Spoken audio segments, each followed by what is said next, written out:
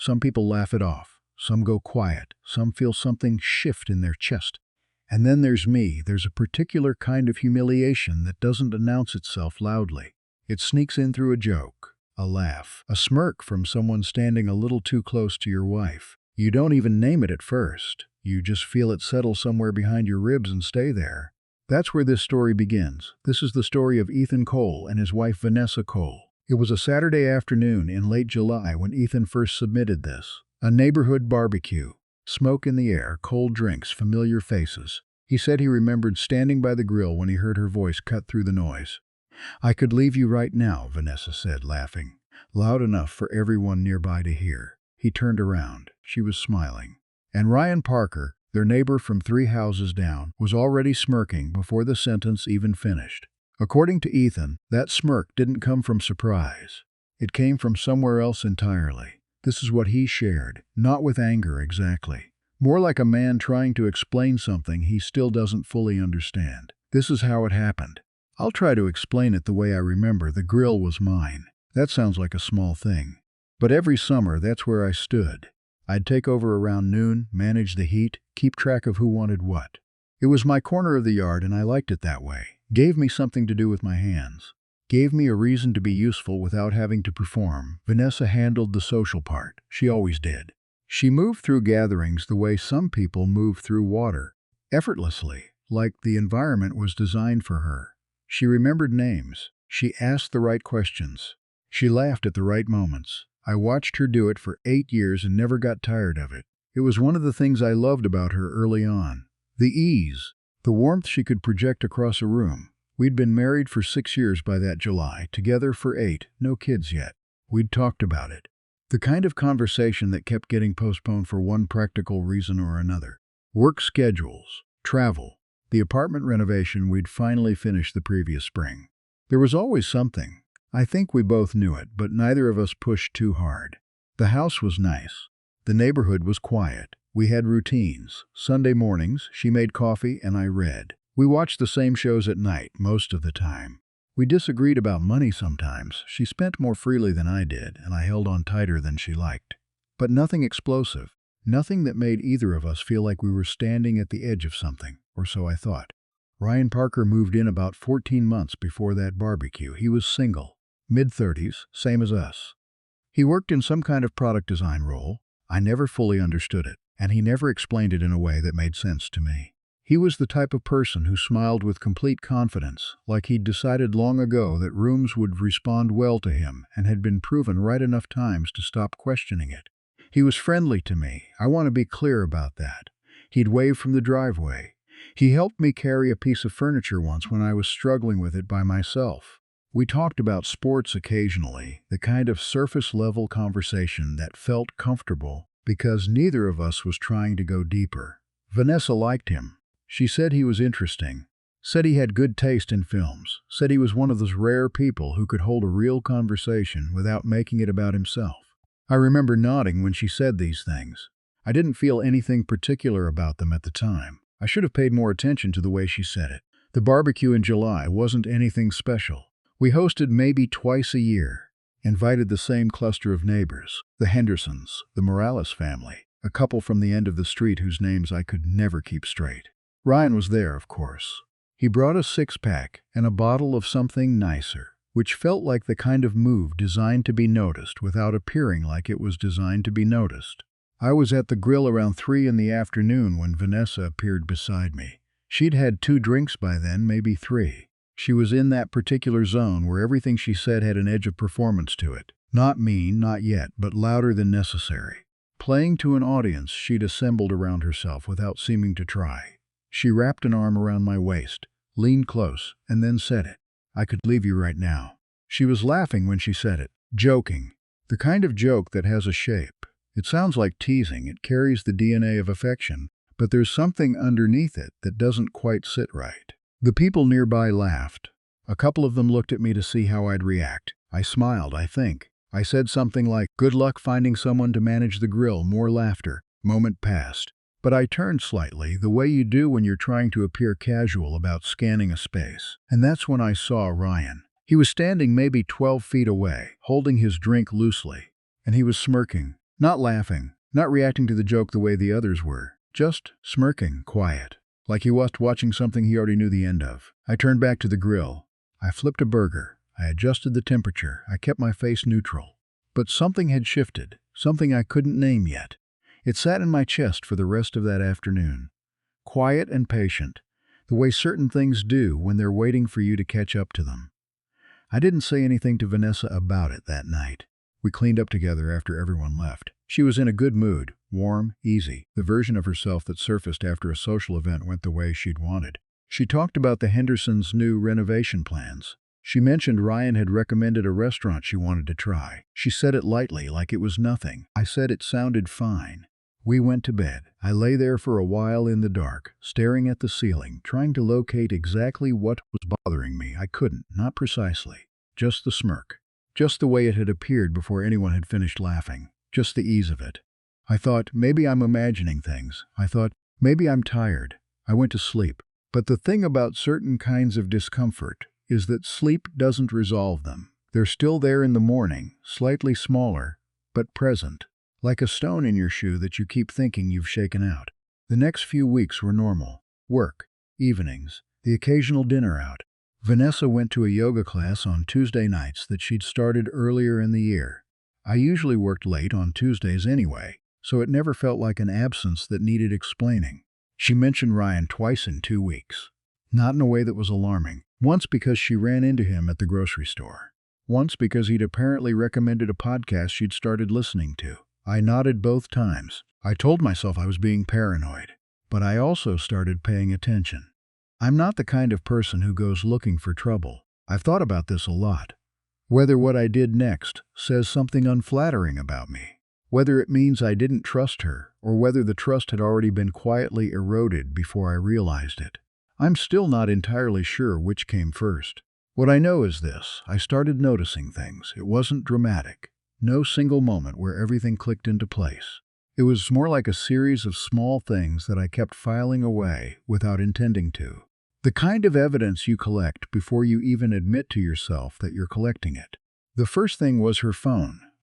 Vanessa had never been particularly secretive about her phone. We weren't one of those couples who checked each other's messages or demanded passwords. There was an unspoken assumption of privacy that felt healthy. Normal. I wasn't the type to snoop. But I noticed, and I want to emphasize the word noticed, not searched, that she had started placing her phone face down. Consistently. On the kitchen counter. On the coffee table. On her side of the bed. She'd always been somewhat casual about it before, leaving it screen up, not particularly concerned about who might see a notification. I didn't say anything. I also noticed she was showering before bed more often. Again, not a crime. Not even unusual necessarily. But it was a change from her habit, and I was aware of it. The Tuesday yoga class started running late. Not every week. Maybe once every 2 or 3 weeks she'd come home closer to 10 than 9. She'd explain it briefly. They'd gone longer, or a few of them had grabbed drinks after. Always plausible. Always casual. I did something I'm not proud of. One Tuesday in late August, I drove past the yoga studio at 8:45. The lights were off. The parking lot was empty. I sat in my car for a moment. Then I drove home. I was there before she was. I was in the kitchen when she came in, changed and relaxed, saying they'd gone long and a few of them had drinks after. I said, "How was class?" She said, "Good." Stretched out a knot I've had for weeks. I said, "That's good." I didn't push. I wasn't ready to. I needed to think. I want to be honest about what I felt in that moment. It wasn't rage. It wasn't even sadness exactly. It was more like clarity. The slow, cold kind. The kind that feels like the moment before winter sets in, when you look at the light and just know. I've thought about this a lot since then. Why I didn't confront her immediately. Some people would have. Some people would have walked into the kitchen and said exactly what they suspected. I couldn't do that. Not because I was afraid, but because I knew if I was wrong, it would do damage I couldn't undo. And if I was right, I wanted to understand the full shape of it before I let anyone know I knew. I kept going to work. I kept making dinner some nights. I kept being Ethan. And I started being careful. I know some people reading this are probably waiting for the moment I installed tracking software or hired someone. I didn't. What I did was simpler and honestly more uncomfortable. I paid attention to the things that were already there. The pattern in her movements. The small inconsistencies between what she said and what made logical sense. The way she talked about Ryan, never too much, never nothing. Always exactly the right amount to seem like someone who had nothing to hide. One evening, I came home early. Work had ended sooner than expected. Vanessa was in the backyard. She was on her phone, standing near the fence. When she heard the door, she finished her sentence. I couldn't hear the words, and turned around. Her expression was fine, perfectly composed. She smiled and said she hadn't expected me home yet. I said the meeting got canceled. She nodded and came inside. I didn't ask who she'd been talking to. She didn't offer. I might be remembering this wrong, but I think that was the moment I stopped hoping I was wrong. I hadn't been looking for confirmation. But there it was, quiet as anything, and I felt something let go in my chest, not break, just release, like a held breath finally leaving. A few days later, I mentioned to a mutual friend, Mark, someone Vanessa didn't know particularly well, that I'd heard Ryan Parker had been going through something personally. Asked if he knew anything. Mark didn't know much, but he mentioned, offhandedly, that he'd seen Ryan's car near a part of town neither of them had any particular reason to be in. He named the street. It was 2 blocks from Vanessa's yoga studio. I thanked him and moved the conversation along. That night, I sat in the garage for a while after dinner. I wasn't angry. I want to keep saying that because it matters. I genuinely wasn't in a rage. I was in something quieter and colder. I was thinking. I was deciding what kind of person I wanted to be when this was over, because I already knew it was going to be over. The question was how. I thought about the barbecue, the joke, the smirk. I thought about the way Ryan had stood there with complete ease while my wife laughed about leaving me. And I started to plan. I want to be clear about what that planning looked like. It wasn't malicious. It wasn't vengeful in a dramatic sense. It was simply a decision to let the situation complete itself. To let Vanessa and Ryan believe I didn't know. To let them grow comfortable. And then to choose my moment deliberately rather than reactively. I'm not sure that makes me admirable. I'm not claiming it does. But I knew myself well enough to know that a confrontation in the heat of feeling would have gone badly for me. I wasn't built for scenes. I was built for patience. I'd been patient my whole life. I don't know, maybe like this story or subscribe or something. Anyway, one thing I want to say about this period is that it was lonelier than I expected. Not because I was isolated. I had work, I had friends, I had the ordinary textures of a life that looked exactly the same from the outside. But I was carrying something that I couldn't put down and couldn't share. Not yet. I'd sit across from Vanessa at dinner, and she'd talk about her day, and I'd respond. And the whole thing would feel slightly unreal, like watching a performance of the relationship we used to have. She wasn't cold to me during this time. If anything, she was slightly warmer than usual. I noticed that too, the way people sometimes compensate. Small gestures, a hand on my shoulder, making the coffee the way I liked it without being asked. I accepted all of it without comment. And I waited. The next neighborhood gathering was in September. One of the couples 2 streets over hosted an end-of-summer thing, low-key. The kind of gathering where people drift between the backyard and the kitchen, and eventually end up standing in loose clusters talking about nothing important. We'd gone to theirs before. They were easy people. I had spent about 2 weeks before that evening making a few careful decisions. The first decision was about what I knew. I had 3 things: the empty parking lot, Mark's comment about Ryan's car, and a conversation I'd had with my own phone, not a dramatic discovery, but a simple one. I had asked Vanessa on a Thursday morning to check a restaurant's hours for me because I'd left my phone upstairs. She'd handed me her phone. As I navigated to the browser, a message notification appeared at the top of the screen. It was from a contact saved under R. The preview was 3 words. I won't repeat them here, but they were enough. I handed her phone back without reacting. Said I'd found it. She took it back naturally. Didn't look at the screen, I knew. The second decision was about timing. I wasn't going to walk into the Hendersons' party and explode. That wasn't the plan. The plan was simpler and I think more honest. I had spoken to 3 of the neighbors I trusted most. Not to gossip, not to recruit anyone to my side. I told them plainly that I had become aware of something between my wife and Ryan Parker and that I intended to make a decision about my marriage soon.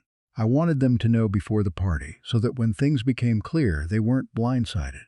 I was quiet about it, factual. I asked each of them to keep it between us until I'd had a chance to address it properly. 2 of them were surprised. One of them, Karen Henderson, looked at me with an expression that told me she wasn't entirely surprised. She squeezed my arm and said she was sorry. That gesture meant a lot more than I would have expected. The third decision was about what I was going to say. I thought about it for a long time. I'm not naturally confrontational. I had to figure out what version of the truth I wanted to name publicly, and what I simply wanted acknowledged. I decided I wasn't going to perform anything. No speeches. No dramatic reveals with documentation or screenshots. Just the truth, spoken the way you might speak about weather, calmly. In a way that left no room for free framing. We arrived at the party at 7. Vanessa was in a pale green dress. She looked lovely, and I remember noticing that with something like sadness. Not jealousy, not bitterness, just quiet recognition. She was the same person I'd married. She had just made choices I hadn't known about. Ryan arrived 20 minutes after us. He greeted Vanessa the way he always did in public.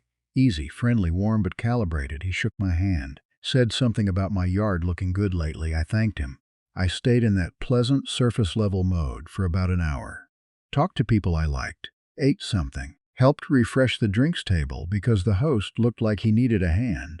And then, around 8:30, the gathering had reached that particular temperature where people are relaxed enough that anything can be said. Not drunk, not loud, just open. I was standing near the center of the backyard with maybe 8 or 9 people around me. Vanessa was a few feet away. Ryan was slightly beyond her. I said, to no one in particular. You know, Vanessa made a joke at our barbecue in July. Said she could leave me right now. A few people smiled. Some of them had been there. It registered as a callback to something they remembered. I let it sit for a second. Then I said, I've been thinking about it. I think she might actually want to. The smiles faded. People shifted. Vanessa looked at me. Her expression was careful now. I continued. I didn't raise my voice. I said I'd spent the last several weeks noticing things I hadn't known how to explain. I said I'd given it a lot of thought. I said I was going to ask for a divorce, and that I wanted to say it here, among people we both knew, because I thought it was important to be honest in the same space where I'd been quietly embarrassed. I didn't say Ryan's name. I didn't need to, because several people were already looking at him. And his face had done the thing that honest faces do under pressure. It had gone still in exactly the wrong way. Not confused, not indignant, still. Vanessa said my name. I said, I'm not angry. She said it wasn't what I thought. I said, I know what I know, Vanessa. She looked at Ryan. And that look, involuntary, just half a second, was its own kind of answer for everyone watching. The gathering didn't erupt. There was no shouting. A few people stepped back slightly, the natural instinct when something private becomes visible. Karen Henderson was watching me with something in her expression I couldn't quite name. Steadiness, maybe. Ryan started to say something. I turned to face him fully. I said, you were very comfortable smirking at someone else's expense. I hope it was worth it. He didn't finish his sentence. I put my drink down. I thanked the hosts for having us, and I walked to my car. I didn't look back. The divorce took 7 months. I'm not going to walk through all of it. It was tedious and expensive and emotionally exhausting in the specific grinding way that legal processes are. Not dramatic, just slow. There were lawyers and paperwork and a few conversations about the house that I found harder to have than I expected. We sold the house, split it the way the math required. I moved into an apartment that was smaller than I was used to, but clean and quiet in a way I came to appreciate. Vanessa and I spoke when we had to. She was not cruel to me in the aftermath. I want to say that clearly. She didn't try to destroy me or rewrite everything publicly. She was diminished, I think, not broken, just smaller than she'd seen before. I heard, through the same natural flow of neighborhood information that tends to circulate whether you're paying attention or not, that she and Ryan had not ended up together the way either of them might have planned. I don't know the details, and I didn't try to find them out. It wasn't my concern anymore. What I found more interesting was the version of the story she apparently told, not to me, to others. The version in which she had been unhappy for years and hadn't known how to say it, in which the distance in our marriage had been the real cause, and Ryan had simply been a symptom of something broken that had existed long before he arrived, in which she was a woman who had made a mistake but had also been failed. I heard fragments of this from people who thought I should know. I thought about it for a while.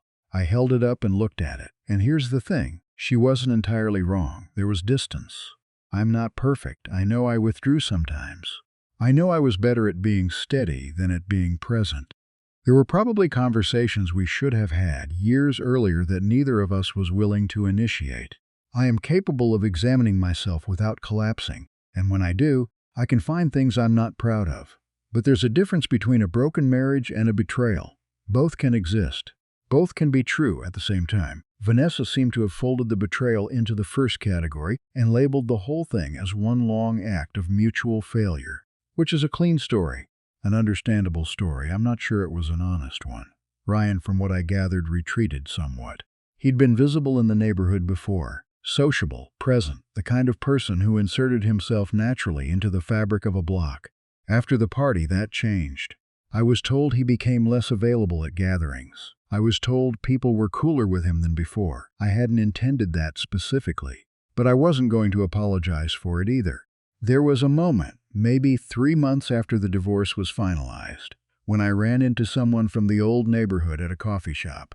A man named Dennis, who I'd always liked, one of the ones I hadn't spoken to before the party. He sat down for a few minutes. He said he respected what I'd done, said he meant the whole thing, the patience, the decision not to explode the way I'd spoken that night. I didn't know what to say. He said something like, "Most guys either fall apart or blow up.